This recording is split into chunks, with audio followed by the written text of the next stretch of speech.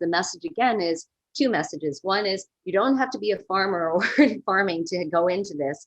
There are a lot of skills that are needed for ag tech that go beyond traditional agriculture. A lot of them are in science, technology, engineering, and math. And there was a light bulb moment that went on for some of these young people, like, oh, you mean there's a connection between STEM and agriculture? It's like, yes, you don't all have to go to Silicon Valley. So there are a lot of light bulb moments in that. And also other folks who are just like, I have my own dream of doing this and this and this. I don't want to go into agriculture, but I read the stories and I'm inspired by them. Yeah.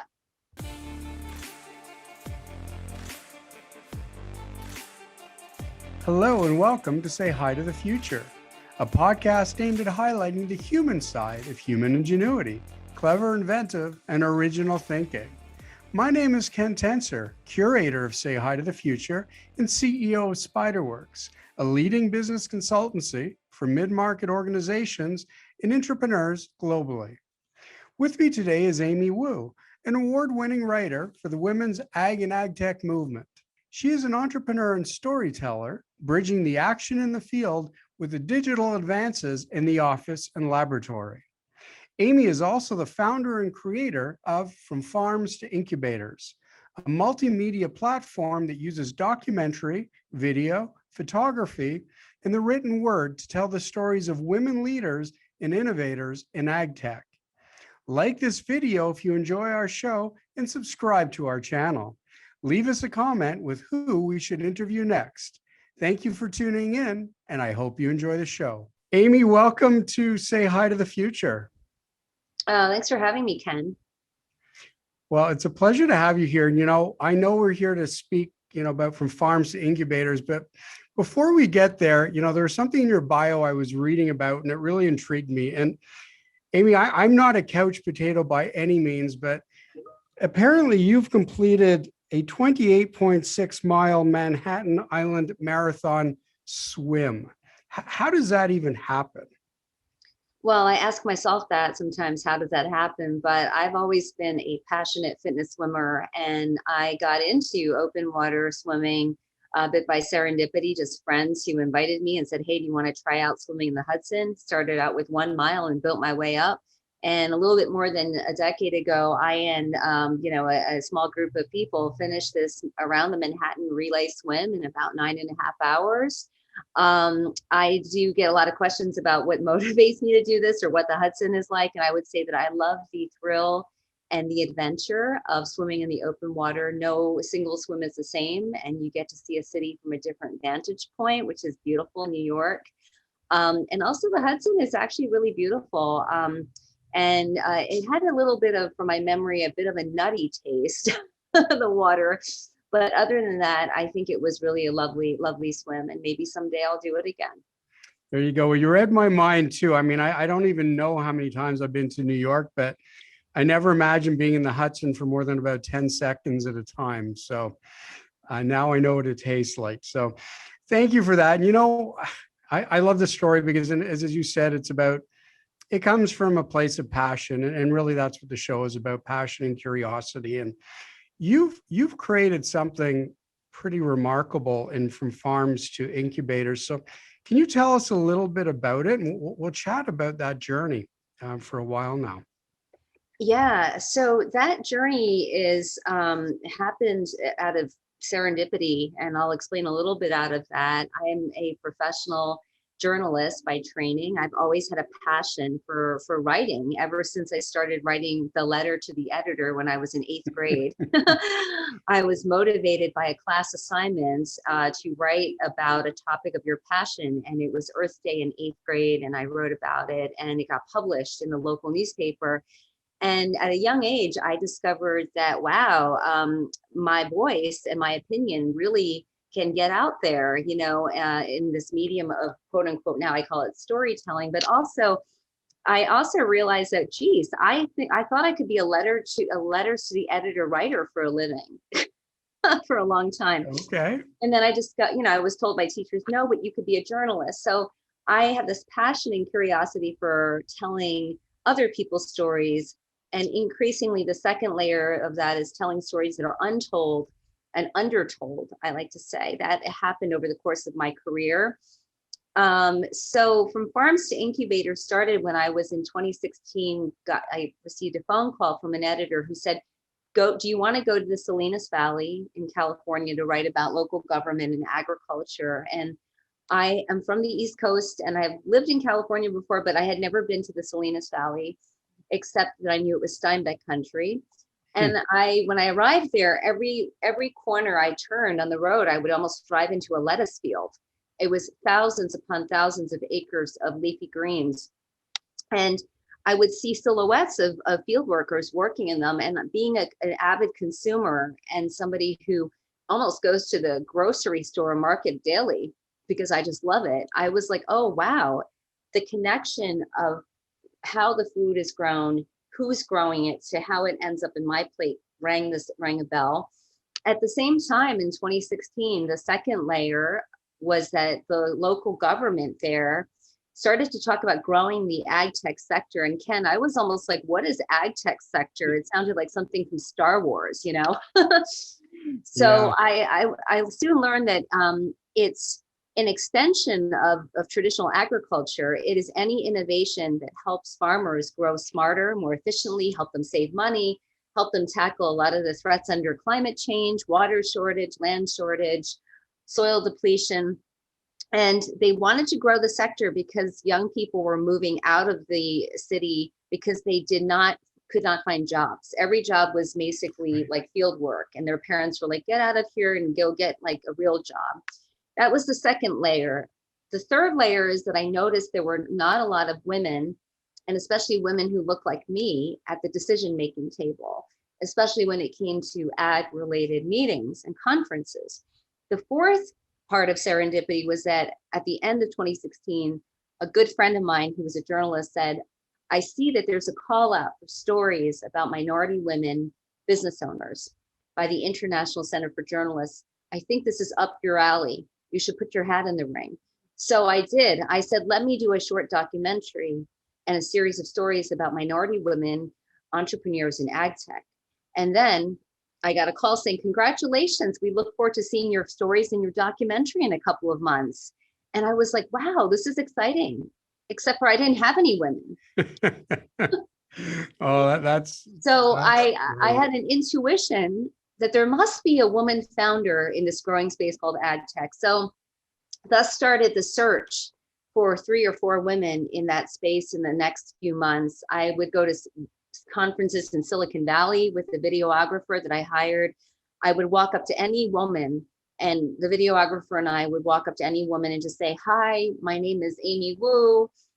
And they would be like, I don't know you. I would be like, well, I'm looking to interview a woman entrepreneur in ag tech. And after a lot of persistence, asking this repeatedly, I finally found 3 or 4 women. The documentary first screened in 2017. It's been screened at over 300 places now. I did not expect it would screen at 300 places. The first time it screened was at the Western Growers Center for Innovation and Technology, one of the biggest farming organizations in California.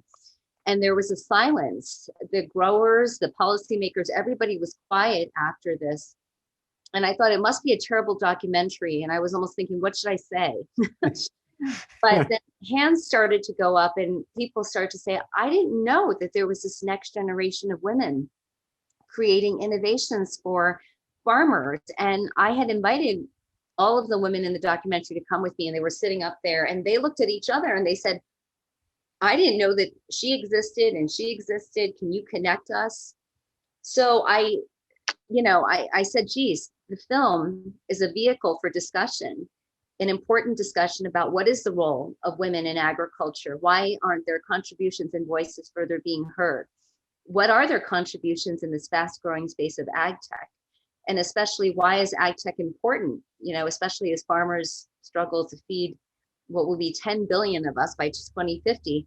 So that really started from farms to incubators. And I'm often asked them what happened after the documentary. Why did I continue with this story?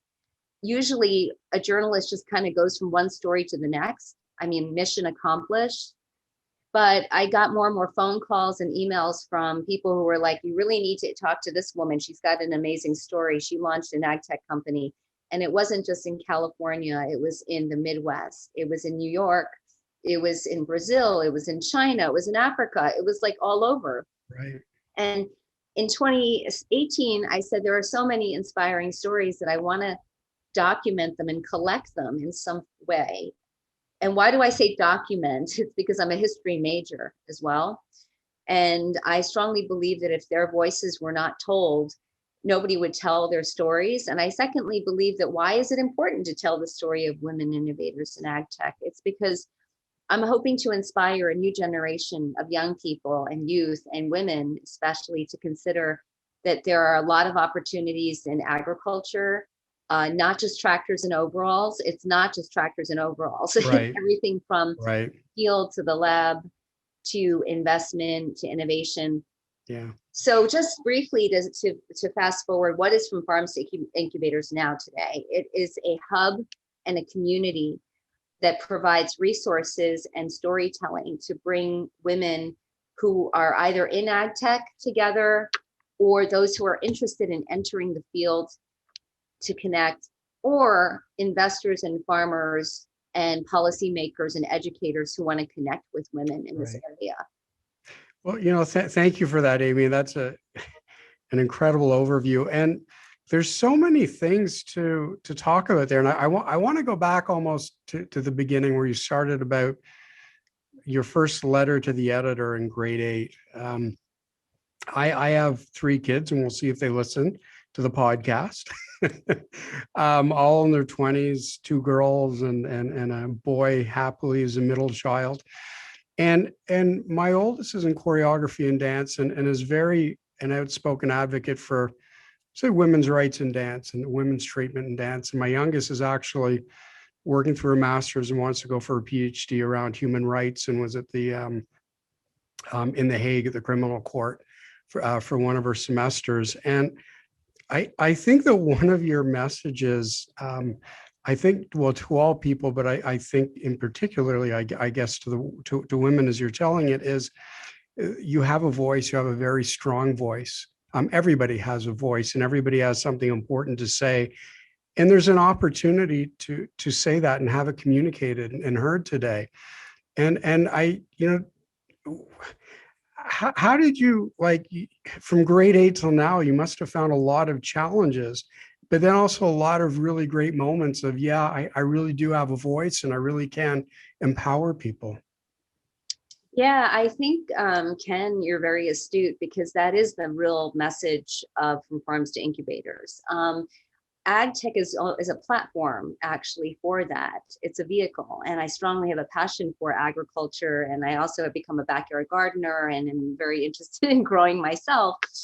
But I also, the big picture of it is really to inspire folks to realize that everybody does have a voice and a story.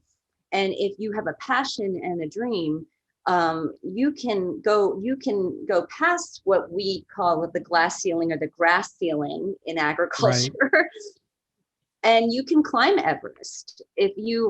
Agriculture is a great platform for that, because traditionally it has been very male dominated. The farms have been passed from men to their boys and so forth, still male dominated. But what the story here is that there are new opportunities to enter this. Even if you don't come up from a family of farming, even if you don't come up from a background of agriculture, which I don't, if you have a passion and you have an idea and you have something to contribute, you are certainly able to do so. And you don't have to be necessarily interested in a career in farming to get the stories in From Farms to Incubators. Right. It can be applied to almost every sector. Everybody has their own dream and something that they believe in. And I think it is very applicable. And the stories of these women are very inspirational, I think, across the board, some of them moving across the country, going past cultural norms and traditions and to different areas of entrepreneurship, and, also in farming, when they come from cultures where people don't do that. I mean, right. Being Asian American, you're still expected to go into the traditional routes of being a doctor or an engineer. And it's unusual for, even when I started to be a journalist, a woman, to be in journalism as an Asian American when I first started. So that's very much so the case. And I see that, in a lot of the talks that I'm doing now, I target colleges and universities and high schools. And in the recent tour that I did in California, I purposely chose to talk to classes at the colleges and universities, because the message, again, is two messages. One is, you don't have to be a farmer or in farming to go into this. There are a lot of skills that are needed for ag tech that go beyond traditional agriculture. A lot of them are in science, technology, engineering, and math. And there was a light bulb moment that went on for some of these young people, like, oh, you mean there's a connection between STEM and agriculture? It's like, yes, you don't all have to go to Silicon Valley. So there are a lot of light bulb moments in that. And also other folks who are just like, I have my own dream of doing this and this and this. I don't want to go into agriculture, but I read the stories and I'm inspired by them. Yeah. Yeah, and when you talk about that, and you talk about STEM, and you talk about ag tech and the future of farming, but one of the things I didn't really know, to be quite honest, until I started prepping to talk to you. I mean, I think it's about, what is it, 1% or so of the labor force now in farming. And as you said, we'll have nearly 10 billion people on the planet. I mean, of all the industries that will need STEM-driven thinking, tech-driven thinking, this seems to be it. It is. It is very much so. And it's not just that I believe in this myself. I mean, it's reality. The amount of investment and research and interest in agri-food tech has grown tremendously, because it begins with, we all eat, and some of us love to eat. The reality also is that the population internationally is growing. And where is the food going to come from? Who's growing it? Especially since the amount of farmable land with the soil depletion is just, the farmable land is decreased. Here in New York, where I'm based, it's become wetter and wetter every season. And in the West, in California, it's become more and more dry with the droughts and the wildfires. So what are some of the new innovations and ways that are going to help farmers grow smarter, but also just like, how can we do that within metropolises, within cities?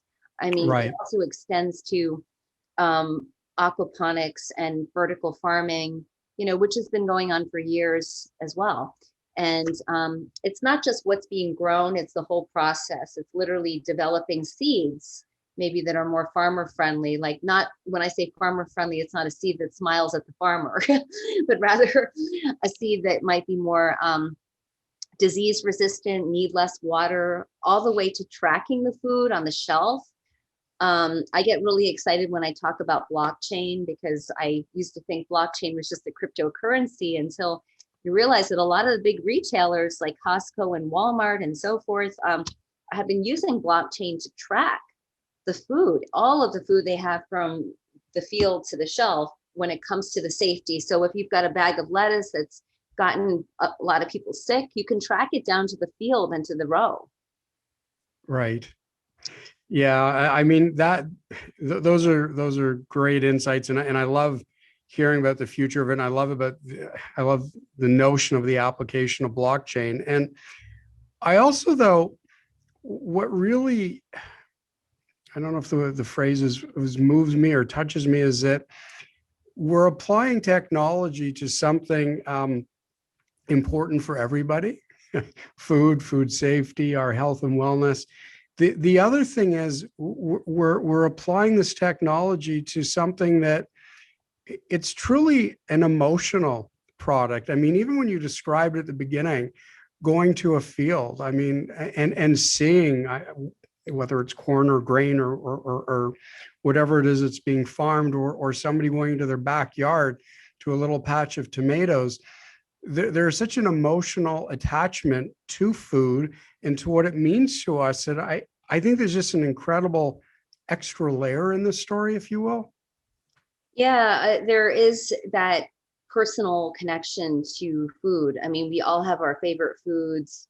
we all have food is also attached to our culture, our history. We all have memories of what are our favorite foods growing up, maybe that our parents had, or it connects with our favorite holiday or a certain memory. So, but seeing it, in the beginning stages of it is kind of extraordinary, because it's like, growing up, I grew up in the suburbs and just north of the city, and I never had visited a farm until I was probably in my 20s. But growing up, I really thought that the food grew out of the shelves of the supermarket. So the aha and wow moment, came later in life. But that opportunity now extends to younger people in kindergarten through 12th grade, I think, because I'm seeing a lot more schools, primary schools, secondary schools, that have their own farms. And they're using that as part of their curriculum to teach kids, okay, this is the science of it, or how it's grown, but this is also like you're growing your own food, and later in the cafeteria, you're eating it. So to make those connections, I think are really important, especially at a younger age also. And I do think it extends all the way to people who discover that later on, though. There is very much that emotional component. Yeah. Yeah, no, it is wonderful. And again, it's one of the reasons we talk about passion and curiosity as part of, say hi to the future, or core values, because I think, I've been an entrepreneur 27 out of my 35 years, and there are businesses that I've had where I've had an emotional attachment, like this one and everything that I'm doing today, and those where I haven't. And I think it just changes your whole outlook. It changes your daily outlook and who you are, and how you act and react to the world around you, to be honest. And that's one of the wonderful things I think about the topic of food and farming, and the number of people that it truly can touch. Yeah, I think it's definitely wide reaching. And in terms of the use of innovation in agriculture, I'm noticing definitely that it's way beyond the US. I mean, there are certain countries that are adopting it even faster. I can name a couple, like such as Singapore, a tiny country, but Right. they've really incorporated it into the way that they also produce their food. And every country and every culture is different, the speed that they're going to adopt it, or how it's going to be applied, culturally, I think. Yeah. But I think ultimately the bottom line is that everybody eats, and everybody can get that part of that why it's important. And also climate change being very noticeable now. I remember those conversations going on ever for decades, global warming and all this, but now it's actually very visible. And I've seen it up close and personal also, where farmers are having a hard time finding more workforce and labor to plant and to harvest. And because a lot of the field workers are in their 60s and 70s, and understandably their children don't want to go into that. So what does that mean is you've got an orphaned field of fruit and vegetables that are rotting. So there's a lot of challenges in the food system, including food waste, how to connect farmers with the community, because there are a lot of people who communities that say, I want to eat healthier, I want to eat better, I want more access to locally grown food. So there's an opportunity to design that bridge also between farmers and the community. So just a lot of that. And since I think the pandemic has really put food and farming on the forefront. It has never been known as a sexy sector, which is part of the reason why investors traditionally shy away from agriculture, because it's slow moving. It's like once a season you get that window to test something, and then it's Right. like until next year again. But I also think that has changed tremendously, because like during the pandemic, all of us to some extent have seen how important the food is, and sometimes how challenging it can be to access it during times of crisis as well. Yeah. Well, and I think, you're on a topic that obviously you've had incredible reach. You talked about the first time you screened your documentary, but it's gone on to incredible success in terms of awards, recognition, your book, your platform. I think it's screened at South by Southwest, and then the UN Film Festival, which to me is an incredible accomplishment, because it just shows, how important a topic this is. So just tell us a little bit more about those experiences and the reach and the involvement, because I also believe, in looking through some of the quotes in your book, it's starting to have impact on policy and on the way governments are actually thinking and acting. Yeah, when I first started the project, I was almost completely driven to it as the story, as an unheard story. I realize now that there are some common threads with the stories that I've done over the years, and one of them is the underheard voice. My thesis in journalism school was actually to write about garment factory workers in New York City, and I had gone undercover as Hmm. speaking Chinese as a garment factory worker. So telling the stories from another perspective, but to get to the part about then beyond, okay, the movie, okay, so focused on the documentary specifically, is that saw that film and video are very critical ways to attract a greater audience. I come from a writing background, print, but the reason why I proposed this, and it's my first film, by the way, so those of you out there, don't be afraid to try new things, is I have certainly tried new things with this book and this film that are both my first, but I wanted to reach a greater audience. And it's a short documentary of 25 minutes and 30 minutes. And what I've discovered is that it is now serving as an educational tool to spark discussion in classrooms, but also, you're right, in terms of policy on the local, regional, and national level, it's like it also is used sometimes to spark discussion among policymakers too, I would say. The need to cultivate a new generation of women, of youth, the importance of that when it comes to workforce, what's needed to do that, mentorship, curriculum, and also the part about the book is also used as a vehicle, I think, in the same way. So I am very happy that they're being used as that. That really makes me feel like this project has grown its own legs, and it is more than just a story. It's a movement. It's an initiative. This is why I continue to climb. In the book, I often said that a lot of women were climbing Everest. I repeatedly alluded to these women are climbing Everest, and I see a lot of the parallels of climbing Everest with their journey and my journey. I also had challenges getting support on this project, whether it be the film, the book, whether it be just the entire initiative. I've had folks in the beginning ask me, why would people read about this or care about just women in ag tech? Isn't that such a small sector? Seems really niche. It does seem really niche when you first hear about it. You're like, ag tech, wow, that's like really tiny, but it's a bigger story to inspire people to go over after their passions. For people who have traditionally not been in a certain sector to say, I can also be in that sector. I can go beyond.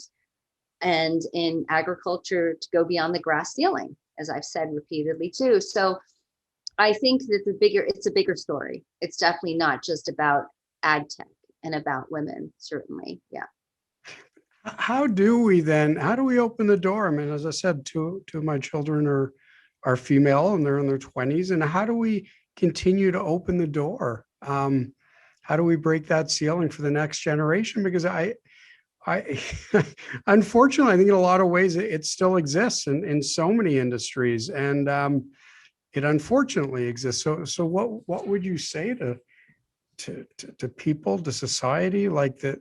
How do we break this down finally? Well, I think it's it's a big monster to break, but if you break it apart piece by piece, there's a few areas that I think that are immediately doable. Number one is the film and the book introduce women and say, here are women in ag tech who are innovators. The second phase of this is now, okay, the objective is more women should be at the table. More women should be in ag tech and should be at the decision-making level. So how do we do that? There's resources and tools that are needed. So under the big picture of resources and tools, from farms to incubators, that's me. And also I love collaborating with other women with the same passion, or other people with the same passion, is to create the tools and the resources that are needed for young women to be introduced.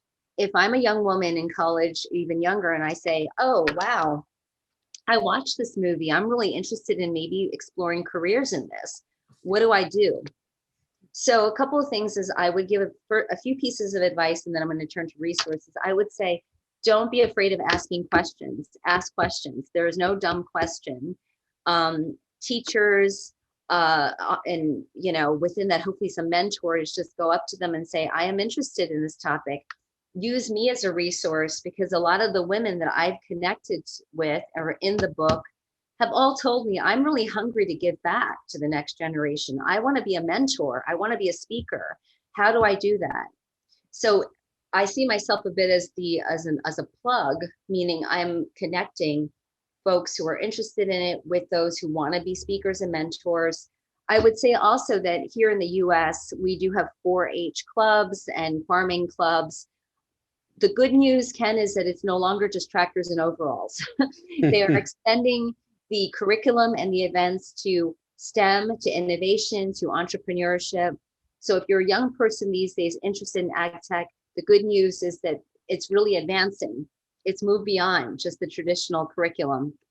I would also say that the good news is that colleges and universities have seen this now as an opportunity, and they are incorporating agriculture and technology into their programs and their curriculum. Some of them might be launching majors in this. So then you would have a suite of classes and say, geez, I need to take all these classes to potentially get a job in X, Y, and Z. There might be career portals and workforce portals just for that as well. I would also say, get to be friendly with your local farmer. In many communities now, we have farmers markets, and they've become more popular since the pandemic. Don't be shy about walking up to the person who is selling you that head of lettuce or the apple and say, hey, I'm a customer. I'm really interested. I love your apples. I'm really interested in how you got into farming. Ask the open-ended question. I find that the two pieces of advice that I especially give young people is network and ask open-ended questions. And I think that could really lead to a lot of, who knows, maybe opportunities, and just be curious and explore. I would also say that the last piece of advice I would give is that there are organizations, associations out there. I noted from Farms to Incubators, our website now has a searchable directory of women in ag tech. It's free. There are 600 names on it. There's organizations such as the Women in Agribusiness, the Women in Food, and all of them, if you join the local chapter or you join you're a student member, there's a lot of chances to connect with other women. And they may not immediately be ag tech women. They might be farmers. They might work in food processing, but ask your open-ended question. Everybody has a story, and they're happy to share it with you. Well, thank you for that. And Amy Wu, thank you so much. You're the founder from Farms to Incubators. It's been a wonderful discussion, not just about agriculture and ag tech and women in agriculture, but just sort of a look forward for youth and the things that we need to do. And so thank you for being on the show. And mostly, I'd like to thank you for writing that letter to the editor when you were in grade 8, because that seems to have shaped your life and shaped a lot of our lives now in such a positive way. Well, thank you, Ken, for having me. And yes, I would say that for me, it all began with a letter to the editor. And I still keep in touch with my favorite English teacher who started that. So, and she often goes, I don't know what I started, but it's a positive thing. So thank you very much. Have a voice, Amy, and use it. That's what we all need to do. Thank you again. Take care.